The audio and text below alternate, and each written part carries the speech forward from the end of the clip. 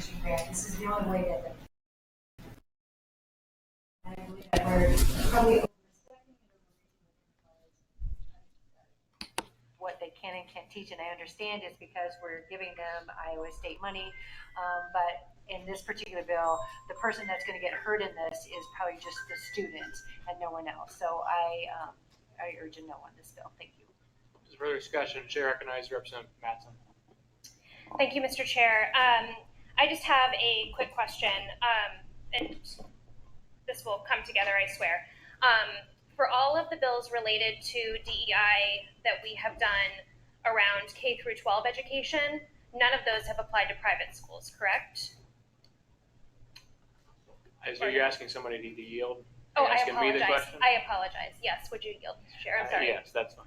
Okay, I'm really sorry about that. Yes, okay, so I guess then my question would be, if none of the DEI bills would to apply to our K through 12 non-public schools, why are we then telling our private higher education institutions what they can do on this issue?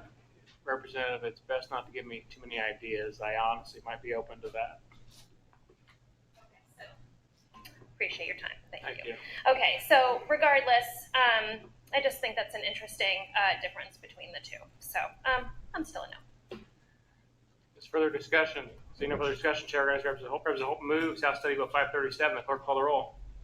Representative Collins. Aye. Representative Shipley. Aye. Representative Brown Powers. No. Representative Holt.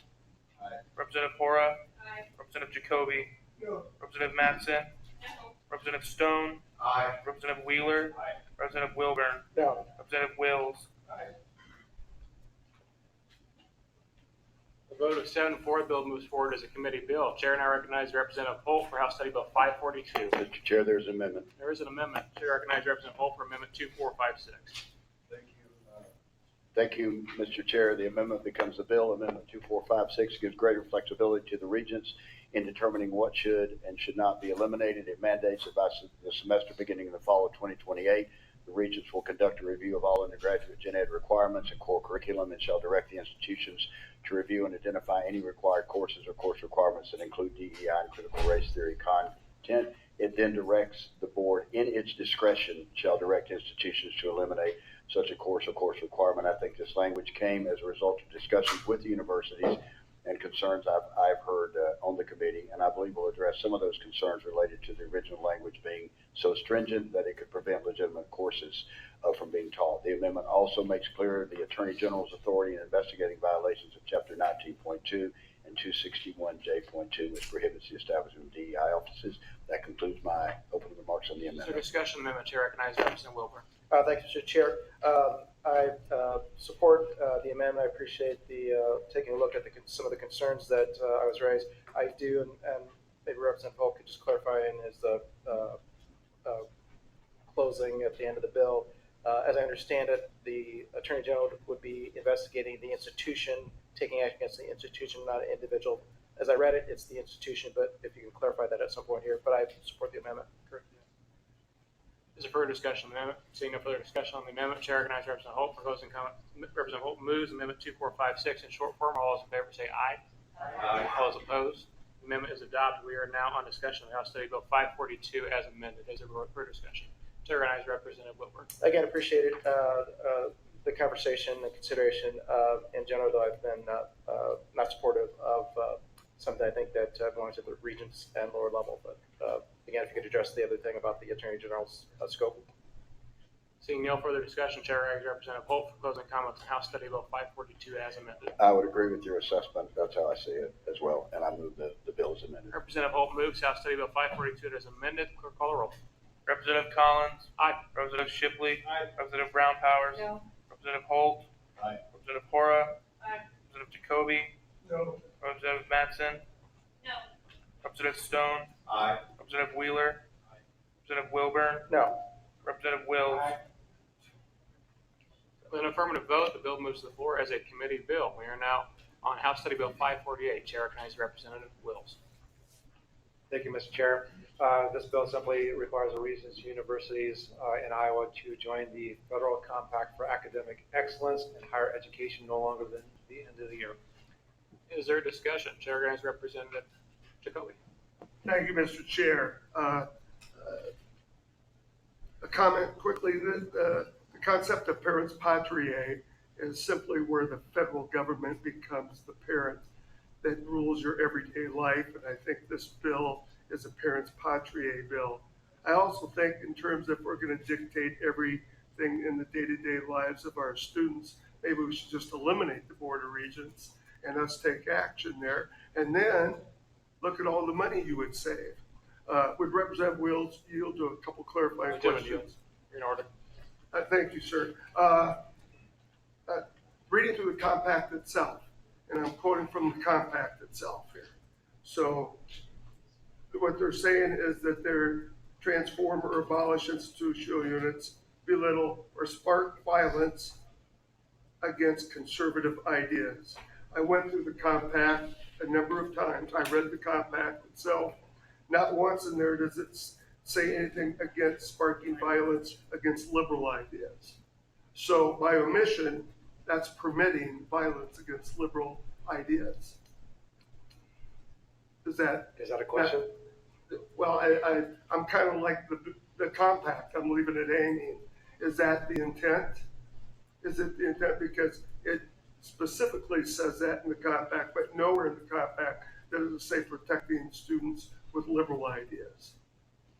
I didn't write the compact, so I don't know what the intent is. I don't think that if I was writing it, it would say both. Okay, so we don't know right now. Maybe if this were to hit the floor, do we know by that time what the answer would that be if we're going to protect liberal students too? And then one more question. I find it interesting in section 9 of the compact that we're discussing here. It specifically says that we leave the private institutions alone. They can maintain their own preferences for admissions and for financial aid. We just moments ago passed House Study Bill 537 for ITGs that says no any colleges that have DEI offices. But right in President Trump's compact, it says that you can't do that.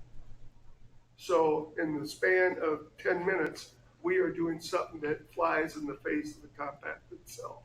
So I think with those particular items, let's see what we can do before it hits the floor to clarify that.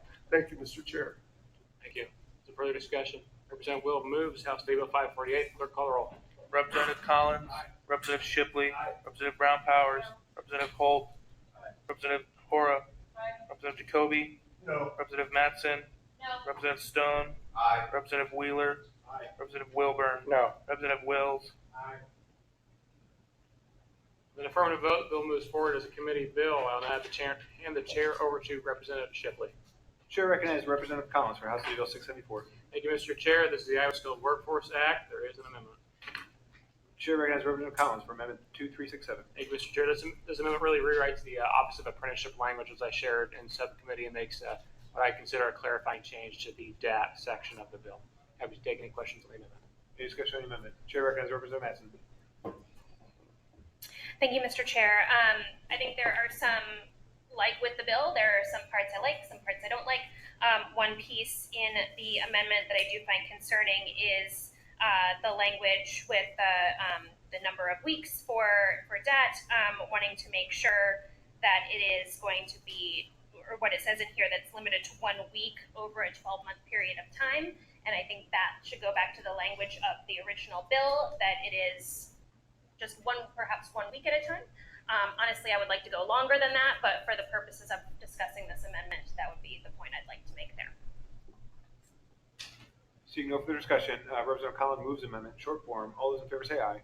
Aye. Aye. And all opposed? No. Ayes have it. We're back on House Study Bill 674 as amended. Chair recognizes Representative, No further comments. Chair recognizes Representative Mattson. Thank you, Mr. Chair.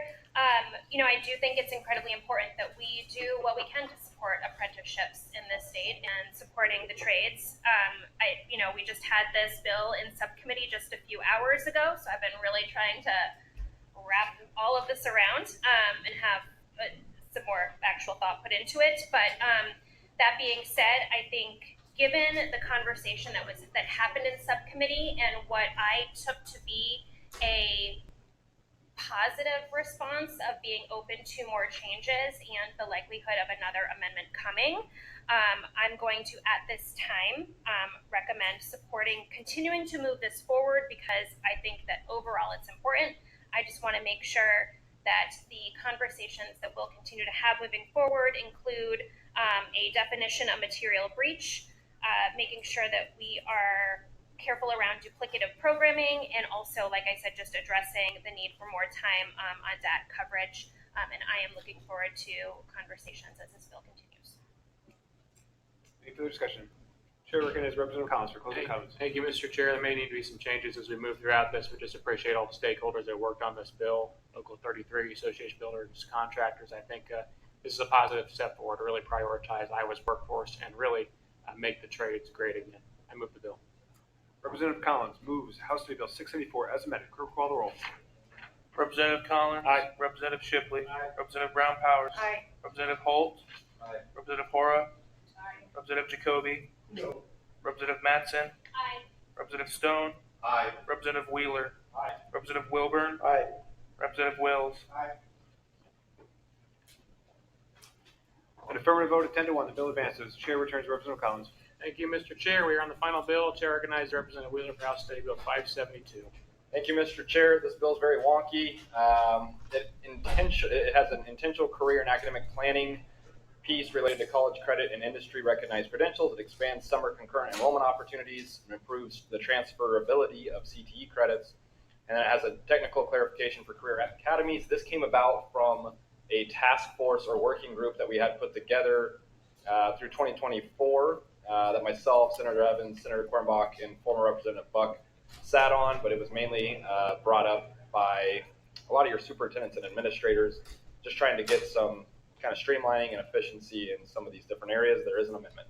There is an amendment. Chair recognizes Representative Wheeler for opening comments on Amendment 2515.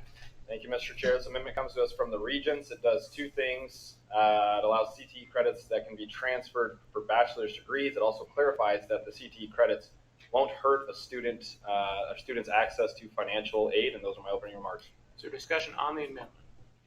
Seeing no further discussion, Representative Wheeler moves Amendment 2515 in short form. All those in favor say aye. Aye. All those opposed? The amendment is adopted. We are now back on discussion of House Study Bills 572 as amended. Chair recognizes Representative Brown Powers.